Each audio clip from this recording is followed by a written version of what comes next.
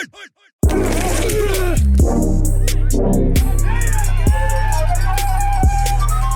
to ASU Football Inside. I'm your host, Rob Penn, along with my co-host, Juan Roche, Jr. Redmond, and making his season debut, the Sun Devil Swiss Army knife, Rudy Burgess. How you guys doing? What's going on? Good, man. Good. The Sun Devils came up short in a game that many would say that they had control of, ultimately losing to the Bears for Berkeley, 24-21. Sun Devils outgained Cal by 100 yards and also took the slight edge in time of possession, but ultimately losing a turnover battle. Juan, what was your take on Saturday's game? Well, I think you have to learn to close the game out. And at the end of that football game, what we saw was, in essence, a breakdown of fundamentals with the quick score that Cal did. And even though ASU was able to respond with that, they just were not able to have enough time to get back in it where they could have very easily put it away. So I think what we saw is a team that's definitely in rebuilding mode. I think that the coaching staff, as well as the players, need to come to some maturity, especially late in the game when it's on the line. You got to find ways to win. You can't give up a quick score. You can't get a positive and then immediately followed up with a negative. As you saw, there was a quick score by ASU, and the next thing you know, that Cal scored within 10 plays. It's just that you're not going to become a winning team when you're allowing yourself to always have to be the one that comes from behind. You have to learn to pull ahead. You have to learn to put the team away. And yeah, winnable game for ASU, and sadly just a disappointing loss. And when you look at the season moving forward, they better figure out quick who they are, because it's not going to get any easier from now. That was probably the easiest game. Not that any game's ever easy, right? But that was likely the most winnable game they were going to have going into now what's going to be a grueling back 7 games, starting with Colorado, who's obviously lost 2 in a row. They're going to come in with a chip on their shoulders. Prime is going to have them ready to play and ready to make a statement that they are definitely for real.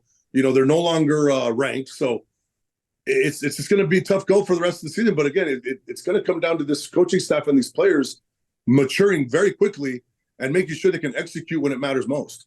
Last week, we also spoke about them going for it on 4th down with the tight end Sparky formation. This week again, coming out in the 3rd quarter, 4th down, back against our wall in our own territory, we went for it again. So it's basically down to decisions and, like you say, maturing, definitely. So Scatterable had over 150 yards with close to 30 carries. JR, is this sustainable for the rest of the season?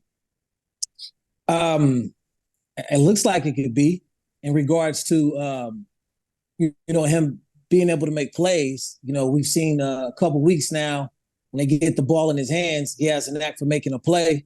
It's just a matter of being as creative as they can and get the ball to him in different ways so they can have opportunity to make more plays. I think collectively, though, they got some big plays out of some other guys too, which was always good to see. Just got to figure out how to get the guys, highlight, the things that they do well and put them in them situations to excel. No, I was going to say definitely a guy like Scatterable, he's definitely very talented. But after a while, teams are going to start scheming against that. And, I mean, if you look at what we did on 3rd down, I mean, we only won 3 3rd downs out of 15, putting us, in bad position. So I think the first thing we got to do is, like you said, kind of get more creative and figure out how we can win that 3rd down battle, because, with them beasting us on 3rd down, and we only had how many first downs for the game? 17 first downs. That's not moving the ball. We're always having to bring the special teams on the field. You can't score points with the special teams putting the ball every time. Right. You want to know one thing that I saw and I automatically thought of when I saw the play, the decision making from for specific plays, analytics, and how much the game has evolved over the years. It's a big difference. Now, over 400 yards and only 21 points. What was the main hindrance keeping us from pay dirt last week, Rudy? I think just obviously not getting in the end zone and the turnovers. We had, like Juan said, we had a turnover there through an interception, which obviously resulted in a quick touchdown. So, we really had no momentum coming out of the possession. So, like you keep saying, we got to mature. We got to learn how to protect the football and, be able to attribute those yards and those stats to put points on the board, when it counts. Today's guest on the Sun Devil Spotlight has dedicated over 30 years towards making the Arizona State University athletic program one of the nation's elite. His contributions in collegiate sports media and information led him to being awarded the Collegiate Sports Information Director of America University Division Achievement Award. Also, the major reason for this show right here that you all have grown to love. Please welcome Arizona State's Assistant Athletic Director for Media Relations, Doug Tammaro. How you doing? Thanks, Rob. I appreciate that introduction. No problem, man. No problem. Warranted. Thank you so much for coming on, man. So let's get going. Tell us about your journey to becoming one of the industry's elite. Well, I'll tell you about my journey. I don't know if one of the industry's elite, but I appreciate that. Don't be coy. You should work in PR. You should maybe have my job. Hey, I tell you what, I got lucky, man. I when I was young, grew up in Pittsburgh when the Steelers were winning Super Bowls and the Pirates were winning the World Series. So I got engulfed in sports from a young age. Read the sports page from pretty much the time I was born, and I ended up graduating from Baldwin Wallace College up in Ohio. Had a really good sports information experience there with the Division III school. I went to work at Cincinnati. 1 year, got lucky and was hanging around the Final Four team with Nick Van Exel. Bounced there to Notre Dame. Got to work with Rick Meyer and Jerome Bettis and Tom Carter and Irv Smith and that crew. Mm-hmm. And then this job opened up back in the summer of 1993, and Mark Brand hired me, and for 29 years we worked together. And for the past year and a half, Mark retired and is trying to enjoy retirement life. And it's been a good 30+ year run. Place has been good to me. I think I've been good to it. But I still got a lot of energy left in the tank. It's a changing world, which I'm sure we'll discuss. But I'm here for as long as they want me.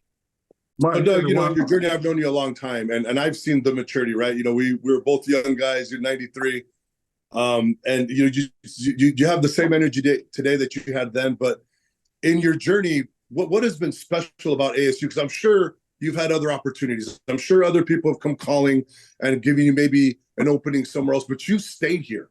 You've seen Rudy in his career. You've seen me. You've seen countless of Sun Devils just coming through your doors year in and year out. What's kept you at ASU? Why is it so special to you? Sometimes timing is everything. And, some of those other opportunities have popped up. Maybe the timing wasn't the perfect time. I had good ADs, Kevin White, Gene Smith, Steve Patterson. All have been good to me. Ray's been fantastic. I'm if it's not broke, don't try to fix it kind of guy. The place has been good to me. I don't miss the cold weather. I kind of enjoy the heat. And it also feels like every year that, you think, well, maybe this will be, the stuff starts popping up and, you kind of, you take on the challenge of everything that's thrown at you. Now, this past 2 months have been a lot of things thrown at us. Felt like the month of August was a decade. It started with Big 12. We renamed the stadium, and 2 days later, that was old news because we joined the Big 12. We dealt with the bowl ban. We dealt with, we went back to Camp T. That was a blast. But I tell you, the place has been really good. I've had some really good coaches to work with. Absolutely love Coach Hurley. I consider him one of my best friends. I'm still in touch with Coach Frieder going way back. Had a wonderful relationship with Coach Snyder. I remember driving Coach Snyder to Tucson with Mark Brand one day for one of his cancer appointments, to get healthy. So it's just been some really, really good people, including the student athletes that I've been able to work with. So, question: out of all the years that you've been there, and let me first start by saying thank you for the time that I was there and just always being there whenever you could be, making sure we knew what was going on, giving us as much information as possible when something was coming around the corner. So, I'd just like to thank you for that. But I want to ask you, can you give me, out of all the years that you've been there, the top 3 games? Top 3 games. Your top 3. You know what? Football, basketball combined?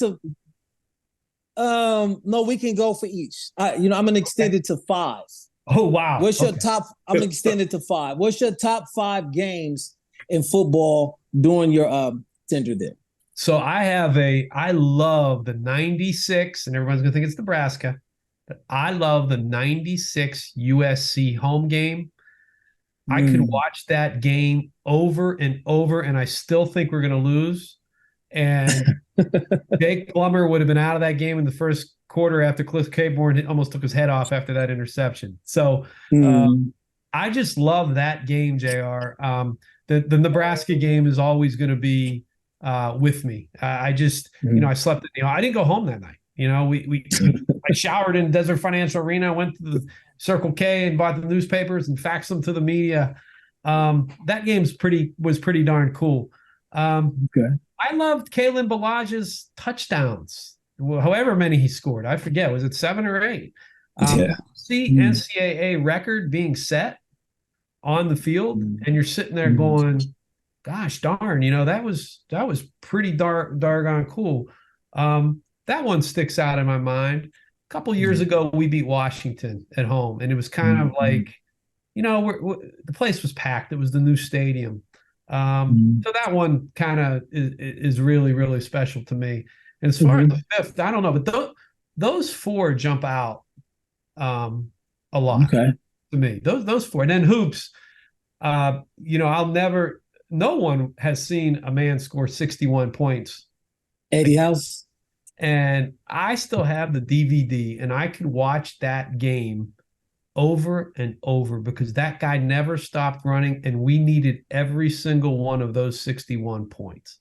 And to sit there and watch a man tie Lou Alcindor's record on an opposing court in a double overtime game, that's pretty darn special.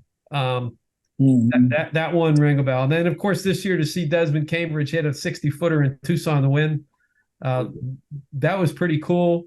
I wasn't on the court at that time. I was actually in the media relations office of the Arizona, because I went back to get my things settled, and I walked back out in the court. And guys, I was actually watching the game on the TV in the media relations office, and it was on about a 20-second delay. And I knew we were taking the ball out of bounds, so I was waiting for the band to start playing, and I was waiting for the crowd to erupt. And it didn't. And I'm watching them take the ball out of bounds and throw it in. And I looked at my phone, and all of a sudden I had 150 texts in about 10 seconds. And they were all, oh my God, can you believe it?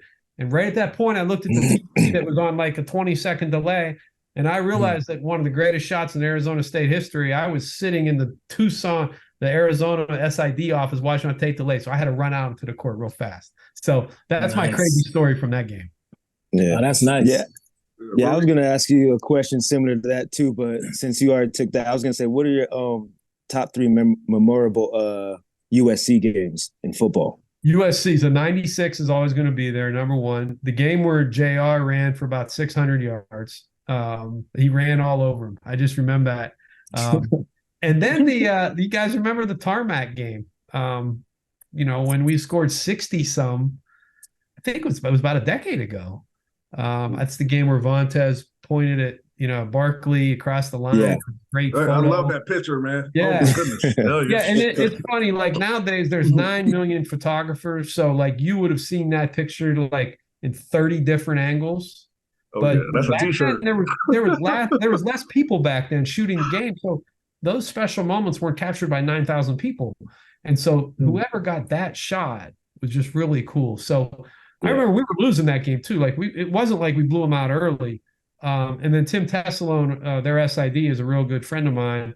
And they get home late. We get home late after game. I just remember waking up and seeing an email from Tim Tessalone at like 5 a.m. that Lane Kiffin was fired. I'm like, wait, he just left the press box. How did that happen? So those ones are in my head. Nice. All right. So Doug, we had a very special bond, I would think, especially that 96 year, because you were young SID. I was, of course, finishing up my career at ASU. But one thing I want to share, a special memory of you, and I'm sure JR and Rudy are going to have one too, but mine of you that I want people to know about is the day that Lynn Swan walked into your office before the USC game to sign your terrible towel. And You talk about that USC game, right? That was just such a special moment for you and me because I was there with you. Right. What was that like for you? Because I never asked you, what did you feel? I know you were excited, but man, at that moment, right? We're undefeated, we're ranked, we have this opportunity to do something special, and here comes Lynn Swann because he's going to televise our game.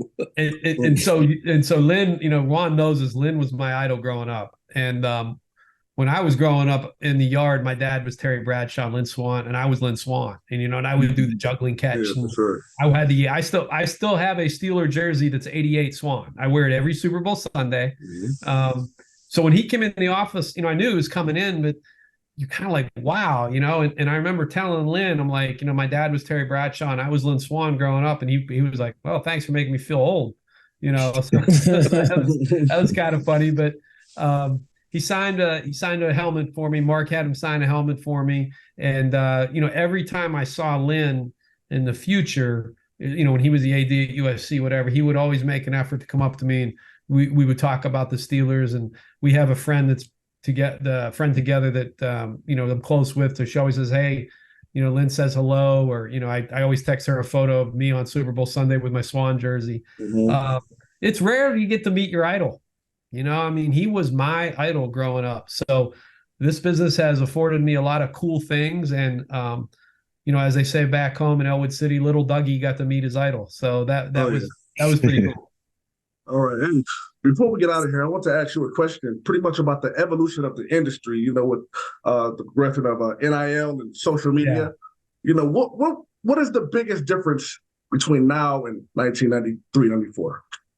365, 24/7. It does not stop. I'd say in our business, personally, I'd say July 4th is the only day where maybe you can take a breath. You could always be doing something else. You could always be tweeting one more thing. I'll give you an example. This is insane. Like Big 12 Media Day next year.